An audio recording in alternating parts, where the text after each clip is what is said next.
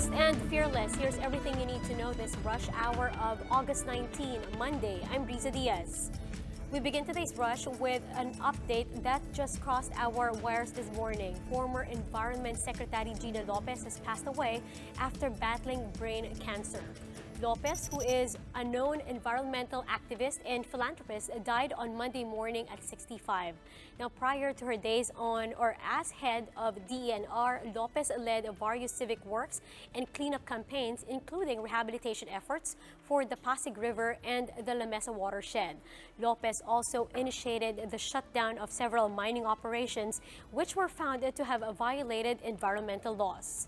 Malacanang has offered its condolences to the Lopez family. In a statement, the palace called Gina Lopez one of the President Duterte's most passionate cabinet members whose advocacy and legacy remains unparalleled.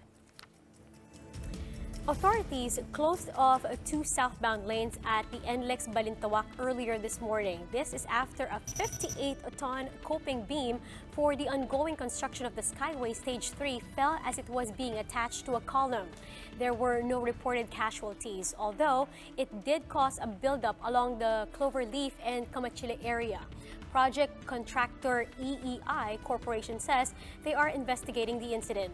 The Skyway Stage 3 is one of the projects under the Build program that's expected to cut travel time from Balintawak to Buendia from 2 hours to just 20 minutes. It's targeted to be completed by the first quarter of next year.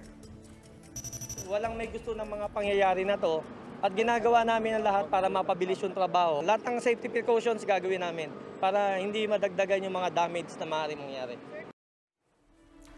Here are the biggest stories from the dailies. If you're wondering about the cost of gifts government workers can accept, well, the Anti-Corruption Commission says it could be as much as 100,000 pesos. The Philippine Star quotes Presidential Anti-Corruption Commission Chairman Greco Belgica saying 100,000 could be considered insignificant since he gets the same figure as his monthly salary.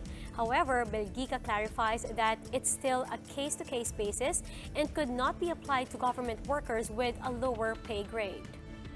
Business World reports that a new player has come forward with plans to put up a nuclear power station in Tawi-Tawi and Sulu. Meet the Sulu Sea Energy Resources Development Corporation. The new power player says it wants to provide a non-carbon-based power source for developing areas. According to the company, another power source could help island provinces that are isolated from the mainland grid. But for now, the firm says it's still a plan on paper since they are still waiting for government updates on the country's nuclear policy as well as possibly a foreign partner to bring in the necessary technology. And this from Pangmasa. 3 Filipino senior citizens are missing in China.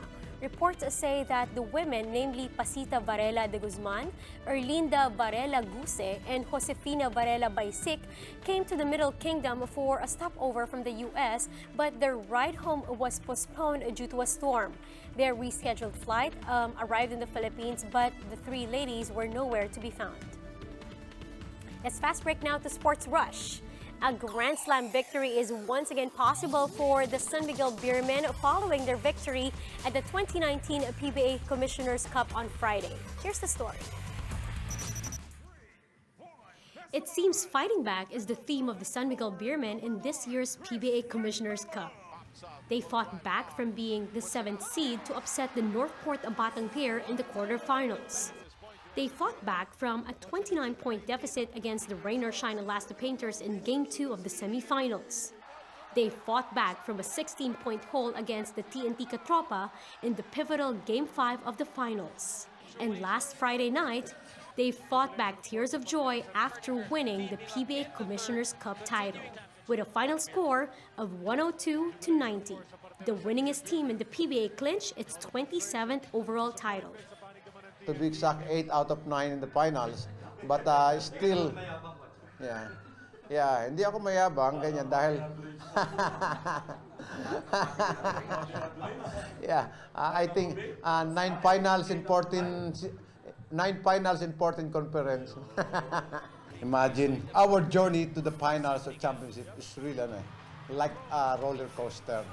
And we never thought na makakapasok kami dito sa playoff. isang talo lang, out na kami. And we're able to make it, kahit na twice to beat yung kalaban namin. But the players really work hard because alam nila what is at stake in this conference. It's tough to just bounce back, like come play another game 48 hours later. It's tough mentally, man. Like I understand what it took out of them. Like they kind of just seemed deflated. And I mean, it's a credit to my teammates, man. Like even though they felt deflated, we still had to go out there and win a game. With a win, the team added another historical feat, becoming the lowest seed to claim the crown. Actually, hindi ganun kadadali. Nagiging madali lang siya dahil sa dami namin pinagsamahan, sa ganda ng aming samahan. Samahan namin walang katulad. Heroes were aplenty for them in Game 6. Chris McCullough fired 35 points and 13 rebounds, while Junmar Fajardo added the 19 markers and 13 boards. There's also Christian Stan Hardinger, who accepted his role of defending Terrence Jones. He contributed offensively as well with 18 points, as he was inadvertently motivated by TNT consultant Mark Dickel. I tried to score a little bit more in this game because I read an article of Coach Dickel. He said I didn't make an impact, on the series. That's just extra motivation. So I'm grateful that he gave me that little boost more. Meanwhile, Jason Castro admitted their inexperience in the finals contributed to their defeat. Siguro ganun talaga kasi may mga breaks of the game na hindi namin na-control yung mga games na dapat control namin. And then may mga games na panalo na kami, nasayang patalo. So it's a lesson learned sa amin, lalo na sa mga young guys namin. Though they may have fallen short, some of them cherish their impressive run this season, including their workhorse of an import. We didn't end it the way we wanted to, but I had a lot of fun getting to know these guys. Appreciate their friendships, them as teammates, and how they believed in me. And I tried to give it everything I had, even to the last second of this game. 2 conferences ago, we didn't even make playoffs, so. Huge development from the players, huge development from the guys 1 through 15. Just got to build on that and just stay hungry and stay humble. Now, San Miguel is right on the course for a rare Grand Slam, something that was denied to the team in 2017. But for the Beermen, We're all tired. We need to rest now, right? And then let's just celebrate this before we get a new mission and a new task. Hindi magiging madali for sure, pero proper mindset tsaka focus, tapos same thinking lang, kailangan gutom pa rin kami. Riza Diaz, we are One News. Moving on to headlines from abroad. Over 1 million protesters trooped to Victoria Park in Hong Kong as protesters call on their government to completely drop the controversial extradition bill. They're also demanding an independent probe on the so-called police brutality they've experienced. Justin Punsalang has the story. Christine now! Democracy now! Free Hong Kong! Free Hong Kong! Democracy now! 1.7 million rallies participated in yet another pro-democracy protest in Hong Kong on Sunday. The protesters trooped to Victoria Park, chanting in Cantonese the words "Free Hong Kong, Democracy Now," and "Fight for Freedom, Stand with Hong Kong."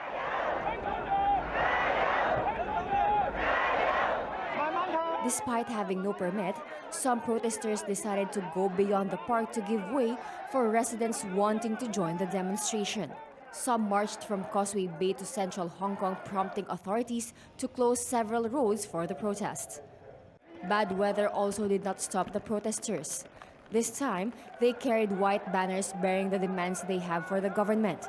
These include calls to junk the proposed extradition law, an independent investigation into alleged police brutality witnessed over past protests, and efforts to conduct fair and impartial elections without the influence of China. Hong Kong people had always been peaceful.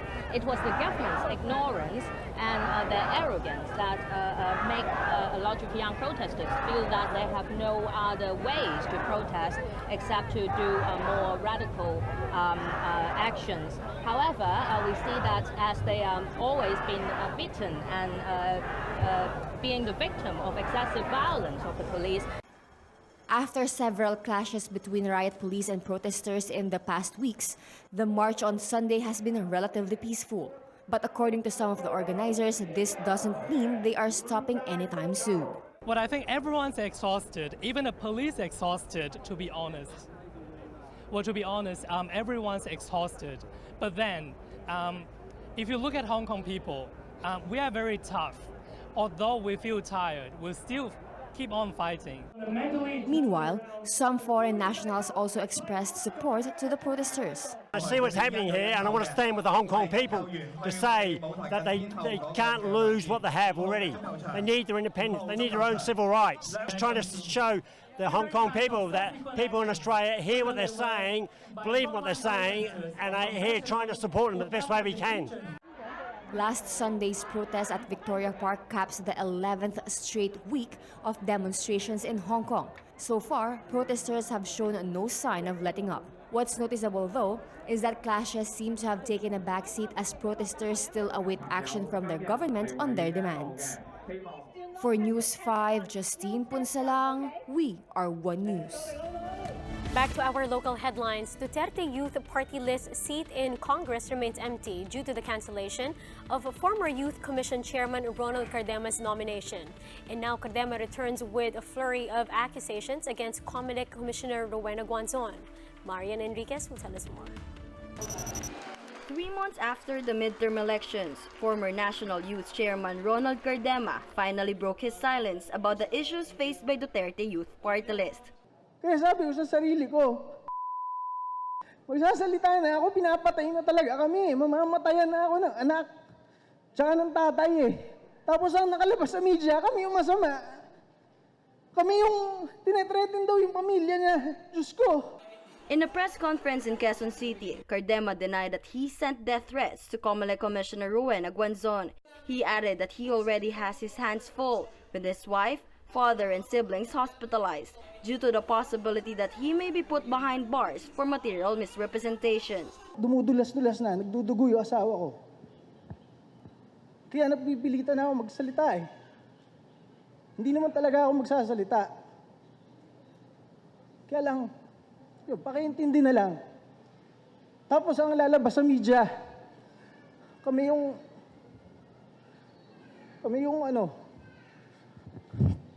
masama. Kami yung naaway ko daw yung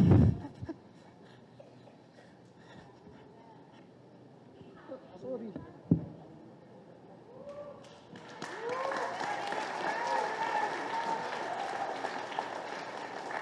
On the contrary, Cardema claims Guanzon was the one harassing him since January. Akala ng lahat siya yung pinakamaayos sa mga komisyoner. Siya ang daming hinihingi sa amin na hirap na kami, hindi namin maibigay. At nung nanalo kami at hindi namin naibigay, hanggang proclamation day hinahabol. An emissary of the commissioner allegedly reached out to Cardema and sought favors in exchange for his party list registration.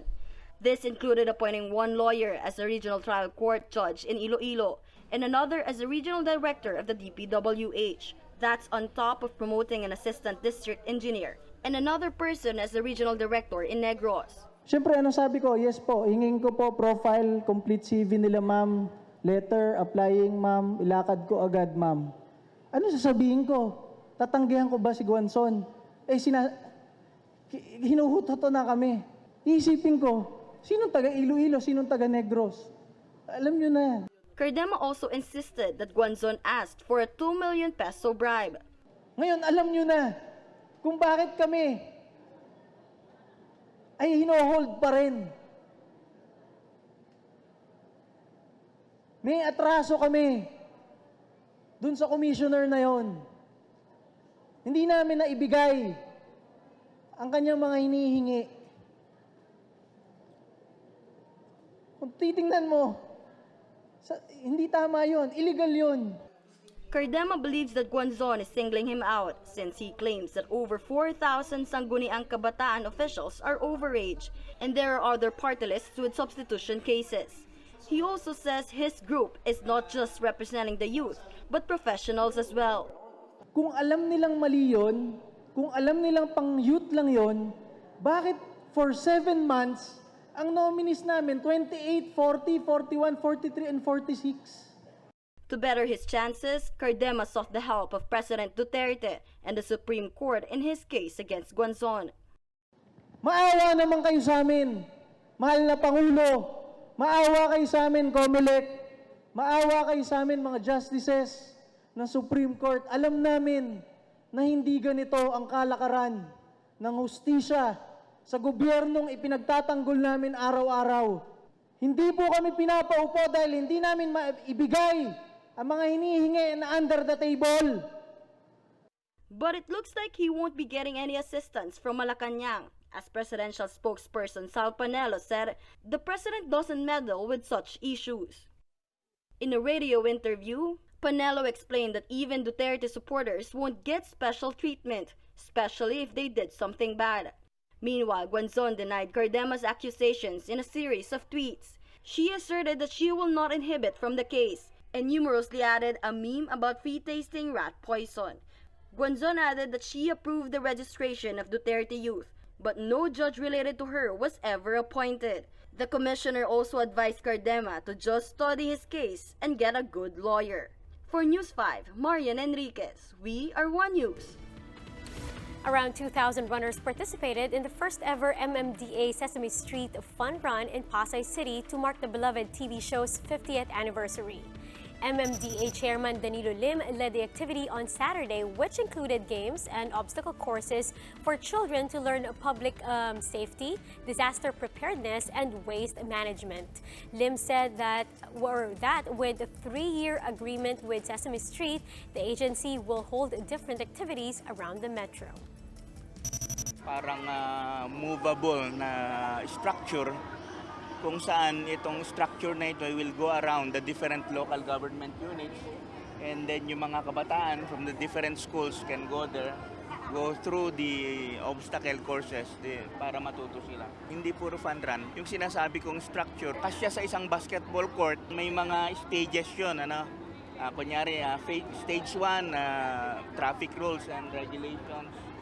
Stage 2, waste management. Stage 3. And that's how the day is shaping up to be. Join us again next time for another round of Rush. I'm Riza Diaz. We are One News.